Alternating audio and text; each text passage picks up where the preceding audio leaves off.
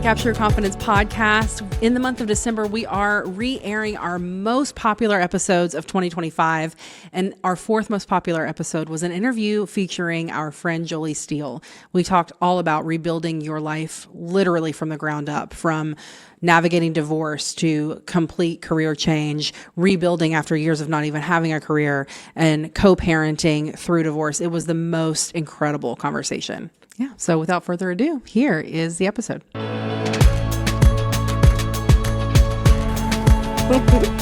Welcome back to the Capture Your Confidence podcast. We are here with a dear friend of mine and an incredible guest, and I'm so excited for you to be able to hear her story. Her name is Jolie Steele, and she is an empowerment coach. And let me just tell you that if you have been the kind of woman who have ever wanted to burn it all down and start over, you are going to want to listen to this conversation. Thanks for being here. Thank you for having me. So that was kind of like an aggressive lead-in. Interesting intro. If anyone's wanting to light their life on fire. Yeah. But in like a really cool, majestic Phoenix way, not like in a terrible way. If you could just take us back to before we burned everything down and rebuilt everything. I want to hear like what gets you to the place where you're like, okay, none of this is exactly what I thought it was going to be. Yeah. I mean, I think that's a really long process. Like it was a period of upwards of a decade of building a life and then getting there and being like, oh no, this doesn't feel right.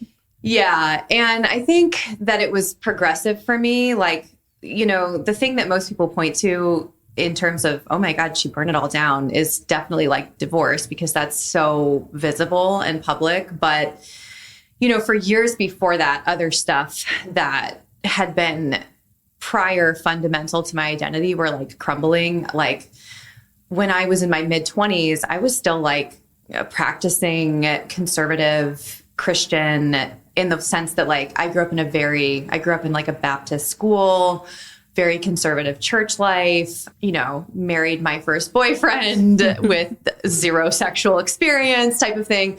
And in my mid-20s, after I had my daughter, my first kid, like that was the beginning actually, which was like 10 years before my marriage ended. And it didn't feel at first like it had anything to do with my marriage. It was more just like I realized that I was involved in church life and having to bring along a kid and mostly do it solo because my ex-husband was in residency at the time and was really busy.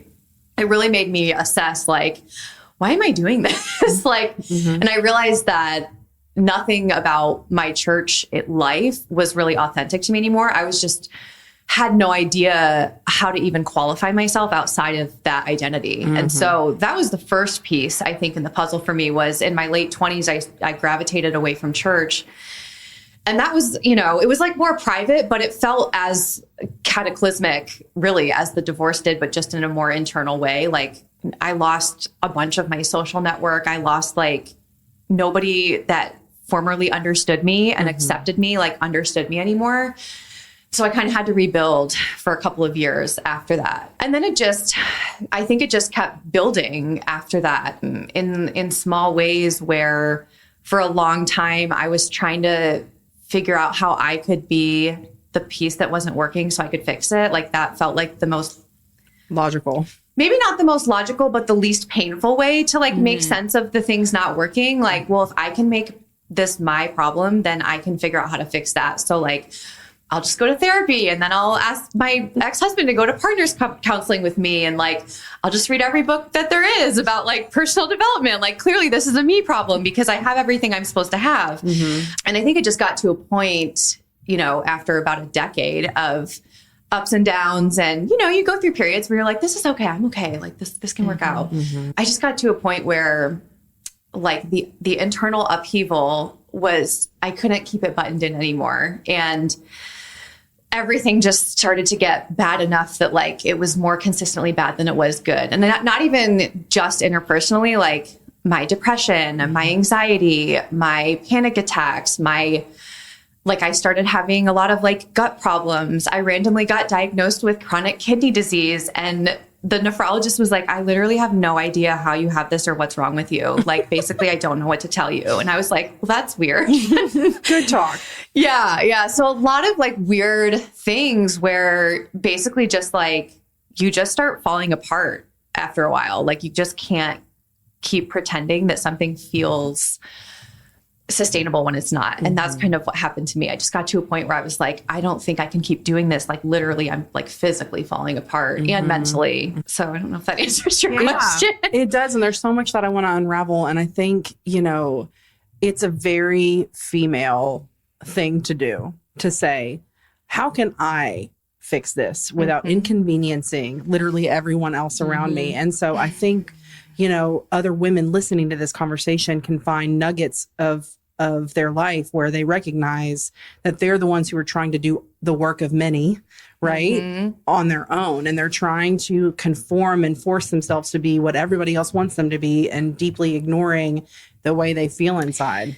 Yeah. And I think it's tricky because it's this weird dance between like trying to make ourselves the whole problem, but also at the same time, like not taking ownership for what we need to take ownership for. That is our problem. Which is just like standing up. It's a really bizarre, like for me, I first had to deal with the fact that like, it was okay for me to acknowledge that there was a lot of incompatibility happening in my life. And then after that, then I kind of had to get to the ownership of like, oh shit, there's still actually a lot of problems in my life that I can't pretend I'm the victim of anymore, because like all the things I was saying were the problem are now removed.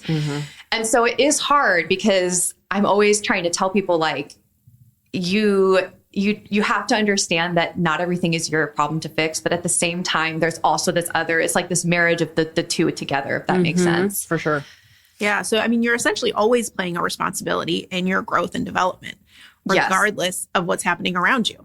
Yeah. Yeah. And I do think, you know, that a huge issue for so many women is not necessarily not taking responsibility, but it's like anything that we feel is going to cause a disruption, we feel so responsible for keeping that disruption at bay. And it's a mind game of like, well, I'm a victim, but really we're not. Like we're kind of a victim to ourselves of thinking that we can't handle causing disruption. We can't handle what other people might think of us if we cause disruption, you know, or we can't handle the concept that it's not our job to be God and control everybody's environment, our kids, our spouses, our in-laws, our parents. Like, it's not my job to play God and make sure that they never have to experience change or hardship. Like, that's literally not my job. So yeah, I think for so many women, it's this idea of like, I can't disrupt. I'm meant to keep everybody together. I think especially in a religious upbringing like the one that you had, I exact same upbringing, right? So I resonate deeply with this message that like, you are not to be an inconvenience. You are to sit still, look pretty, and do things that are helpful. And so when you're taught that over and over again, and the feelings that you're having feel real fucking inconvenient, excuse my French, like when that is the feeling inside of like what I feel inside is deeply inconvenient to every other person, it goes against everything you were told you were supposed to be. It feels very uncomfortable. Yeah, exactly. You have to completely shift your everything. You have to shift your values. You have to shift your identity. You have to shift what you feel you're truly responsible for. And, you know, it's not for the weak. Like, you know, you lose a lot of approval.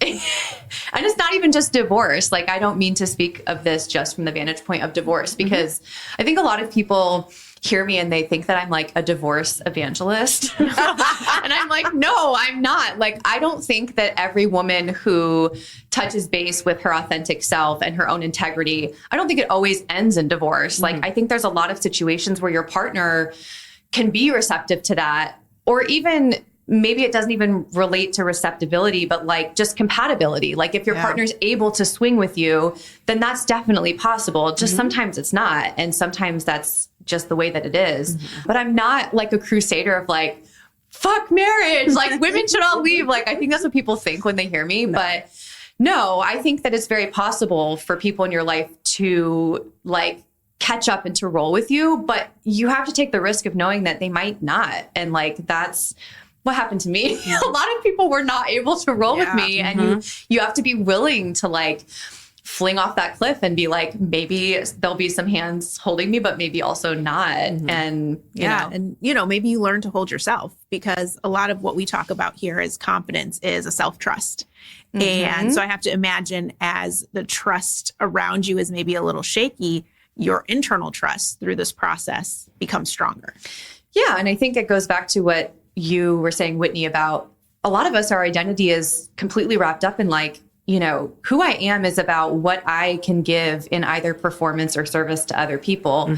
And when that's taken away, you have to build a totally new relationship with yourself of like, who am I when I'm not giving performance or service or, lip service or the behavior that people want from me? Like, who am I after all that's gone? Because that is, what often happens. Yeah. I had to just completely reshape my whole self-perception in a way that definitely builds a whole bunch of self-trust and self-confidence for sure. But before the self-trust comes is the moment where you think, what in the world am I doing? And like, I'm by myself. It's more than a moment. It's like months. It's a life. It's like a long, I mean, I remember I distinctly remember the day when, my ex-husband and I had tried for a long time, for years, to like figure out a way to make it work. And I remember there was a time where we sat down and like, I was the one who was like, I'm calling this, like I said the words.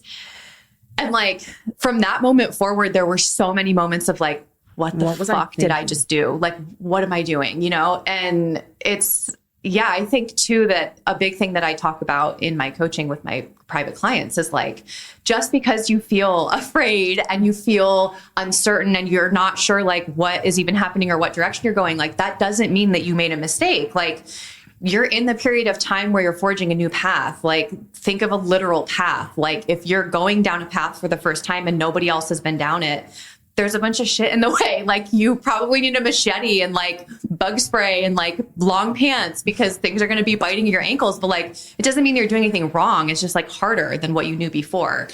So, yeah. I think that's a really important thing for people to hear and remember, that like, it's not, after you make a decision to do something brave, it's not going to be all sunshine and daisies. Actually, what's going to happen is there's going to be 1,000 little moments where you ask yourself, are you sure? Are you sure? Are you sure? Yeah. And so I think a lot of women back out and quit. Like, they start to go down a path of bravery, whether they're choosing themselves, they're changing a career path, they're going out on their own, they're leaving a religion, whatever the thing is, right? Starting a new hobby, it doesn't matter. Yeah. They start down the road because they're excited and they finally they admit the thing, and that's a really big rush. And then after the really big rush and they start to forge on the path, then they get all of this kickback, whether it's from people in their life saying, are you crazy? Or whether it's it being way harder than they thought it was going to be. And so can you talk to us a little bit about those moments in the dark where you're forging and you're all like, you've made the decision, you're already on the path, but you're in that moment firmly of, what was I thinking? Like, how did you get back home to yourself and like reinforce the fact that this was something you were going to do? Yeah, I think there's stages to it. I think it depends on what we're talking about, like when it's something as seismic as divorce, which is what my situation was, there was a period of time where I really had to scale back what my aspirations were, like learning to just take care of the basics of myself. Like, literally, like, I'm going to get out of bed today and I'm going to make my bed and I'm going to like put some makeup on and eat a real piece of food. Like, sometimes for like weeks at a time, like that was the only thing that I needed to focus on because everything else felt like out of reach. And so I think when you're trying to rebuild trust with yourself, I tell people all the time, like, don't think about the big things. Rebuild trust in the smallest ways that you possibly can. Show yourself that you can get up and you can take care of the little things that you need to take care of so that you build that little trust every day of like, yeah, yesterday I got up and I made my bed and that felt really good. And I know I can do that again today. And like, I teach a lot in my coaching using internal family systems model, which is like, kind of having this core sense of your true self. That's kind of, I tell my clients, it's like your true self is like the adult in the room, and all the other emotional experiences that you're having, whether that's self-doubt or anxiety or, bitterness, whatever it is. These are like younger versions of ourselves that have these like maladaptive coping mechanisms and they're freaking out. And so, my anxiety might be freaking out and being like, we just need to stay in bed, right? But I have to tap into my true self and be like, dude, we're 37 and I got you. Like, I know that you're scared, but like, we know how to do this. And we just got to figure out the next thing, right? If we can get up and put some sweatpants on and like go make a cup of coffee, we got this, right? And so it's like kind of tapping into whatever seed of yourself that you can find that made that initial jump and continuing to constantly water that seed and to embody it, even if it's like cosplay at first. Even if at first you feel like, I think about it with my kids. It was so hard to go through this with kids, but actually it was a huge blessing because I had to put a mask on. Like you don't have a choice. Like, and that's true for a lot of, if you lose a job or you try a new job or you've taken a big risk, your kids are still wanting a snack. Like they're still pissed about whatever they're fighting about in the other room. And you have to like get it together and go in there. And I think that doing that is actually, if you're doing it in the right frame of mind, instead of being dissociation, it can actually be mindful embodiment of like, I know that I can handle this and I'm going to put on this version of myself, this suit, so to speak, where I'm going to go in there and I'm going to keep my composure and I'm going to take care of things because I know I can do that. And it does feel like you're acting at first, but the more that you allow yourself to go through those motions, the easier it becomes. And so for me, starting small initially was a big thing. And then I think that understanding and looking in the eye, like, let me be really honest with myself about what the discomfort and the suffering and the fear and the pain I was feeling in my before, what was that really like compared to the discomfort and the fear and the suffering that I'm feeling now? Because for me, they're very different brands of pain and fear, right? Like my fear before was like, what if this is the rest of my life? And like, what if I feel this horrible internally and I just have to keep going through these motions and like, this is it for me. Like that's terrifying for me. And that was like a withering fear, right? And then there's another type of fear in the after where it's like, what the fuck am I going to do? And like, it's a lot more like adrenaline fear where you're like, oh my God, I like need to figure out what I'm doing for next month because I don't have enough money. Like, and that's also really scary, but it can be a much more like ambitious, creative fear. And it's a fear that forces you to become like it's just a different type of fuel. And if you can focus on the fact that it can be an exciting fuel rather than a withering fuel, I think for me coming to terms with like, listen, life is fear and suffering and pain, like you can't avoid it. And so like find the one that is pushing you towards something that gives you that excitement, right? That fire that's not like burning you to a crisp, but like propelling you forward. I always say it's either backed into a corner fear or standing on a cliff fear. Yeah. And so, you do have to kind of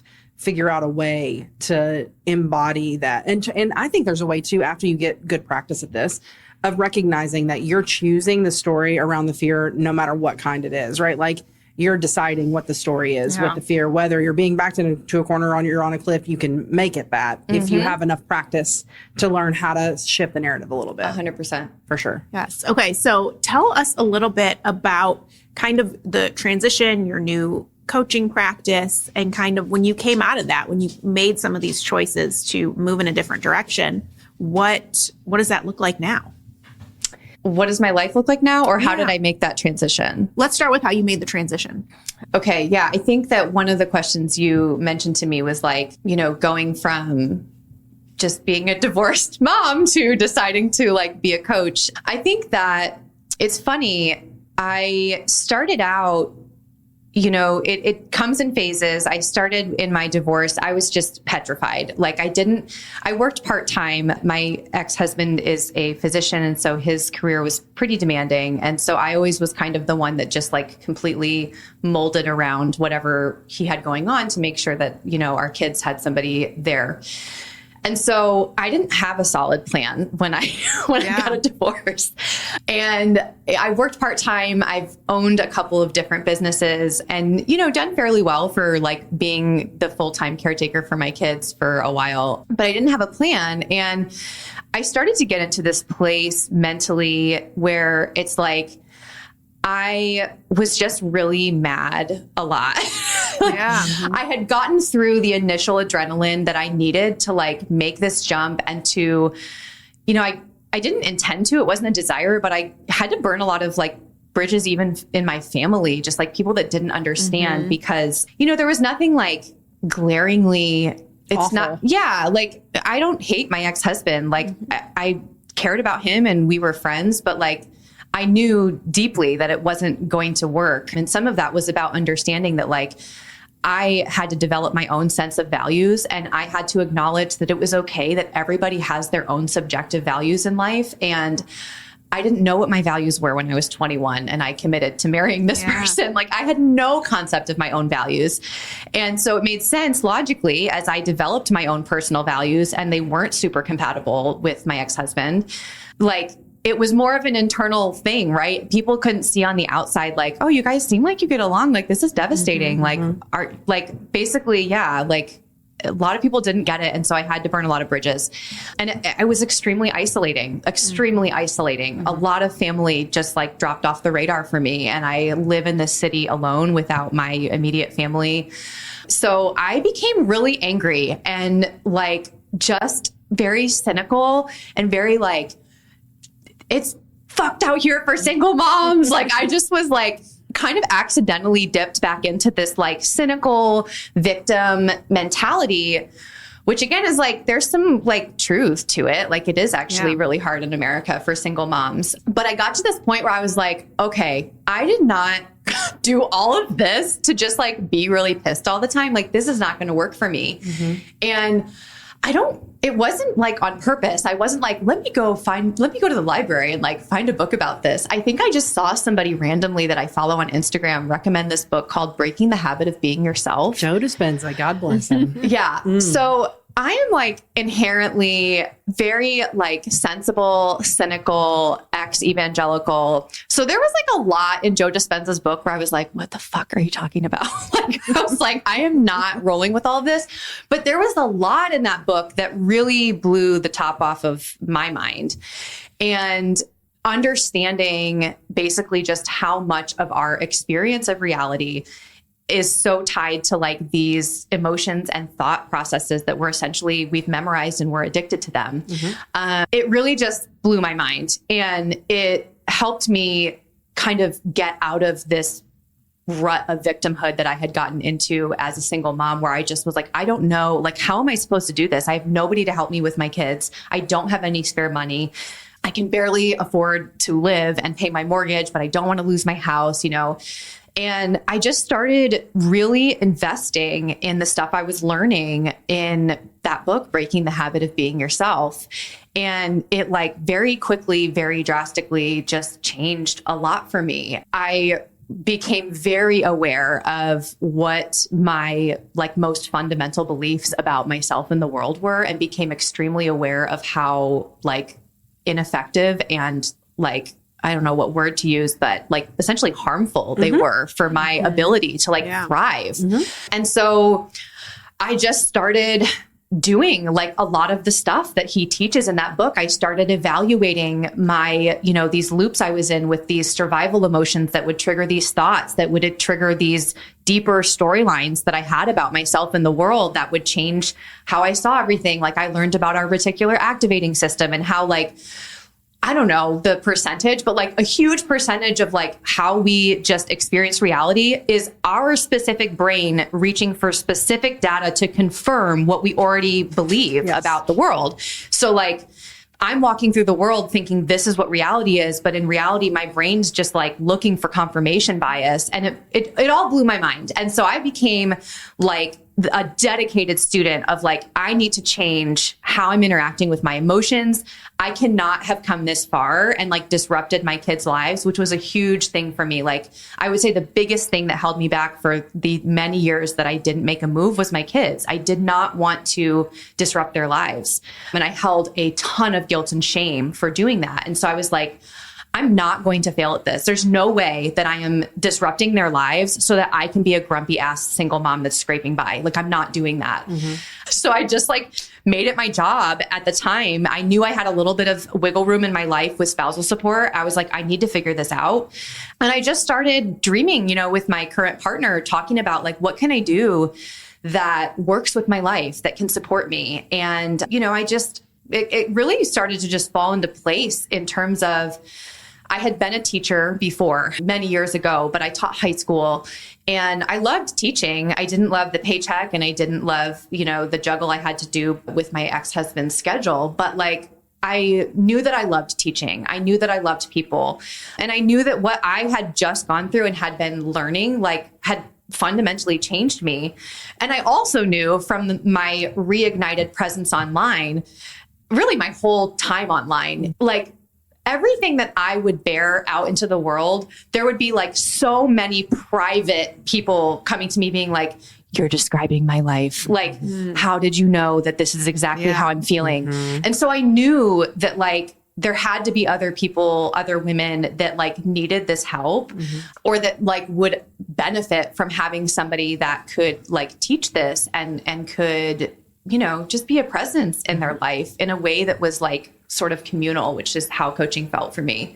And so I remember actually it was last January, so a year ago, I was sitting in my son's basketball game with my partner next to me. And I was like, I don't know, I feel like maybe I should like look into coaching. Like maybe that would be, you know, like I could make like material to go with it. Cause I used to be a designer of stationery and like, I already know how to run e-commerce. Like, I don't know, that'd be kind of cool. And like, I wasn't really being that serious about it. I think I was just like trying to think of ideas, but things started moving and I started feeling a lot of stress about my spousal support ending. And I started being like, I need to figure out a job. And so that last year around this time, I started looking in all avenues, right? I was sort of considering coaching, but I was afraid to invest money to get like training for it. And I was also just like applying for like random like e-commerce jobs or things. I had been out of the traditional workforce for over a decade. So I felt a huge gash in my self-esteem, which was unwarranted. But like as somebody that was primarily a stay-at-home mom that like did my little hobbies as people framed them, I had like very little self-esteem. And so I want to say like March of last year, I had one job offer. It was the only job offer I had. I knew that my spousal support was coming to an end. And I also had set up a call with this like coaching group to like, it was like, you know, their sales call of like, are you in, are you out? And I think the sales call with the coaching people was the day before my interview. And I was so nervous. I was so stressed out. I was torn between like, I need to be pragmatic. I have children to feed and take care of. But I had also gone to the job and like looked at the work environment and they wanted me there Monday to Friday, 8 to 5. And I was like, Bye. like, I was like, this is a privilege and I won't turn it down. But also what the fuck? Like, how am I supposed to like pick my kids up from school? Like, I don't understand how I'm supposed to do this. And so I was very activated, very stressed out, very anxious. And I just like decided to just like, I don't know, I was like, I guess I'm just going to feel this out. Like, I don't know what to do. I'm going to do the call and feel it out. And I ended up committing on the call and was like, I'll just take the job and I'll do this like night school until I can figure it out. Like, that'll be my plan. And as it got closer and closer, my body physically was like, no, like I was like having like physical like shutdown. And which was very similar to what was happening to me at the tail end of my marriage. Like your body just starts shutting down. And so, I turned the job down and decided like, well, I guess I'm going full throttle. Like I either make this work or I don't. And I would rather die knowing I actually gave it a shot. And I'm sure that I'll find some other random job if I can't make coaching, you know, if it doesn't get traction. And so, I launched it last June and have been doing it now for, I guess, 7 months. And it's been incredible. It's been really great.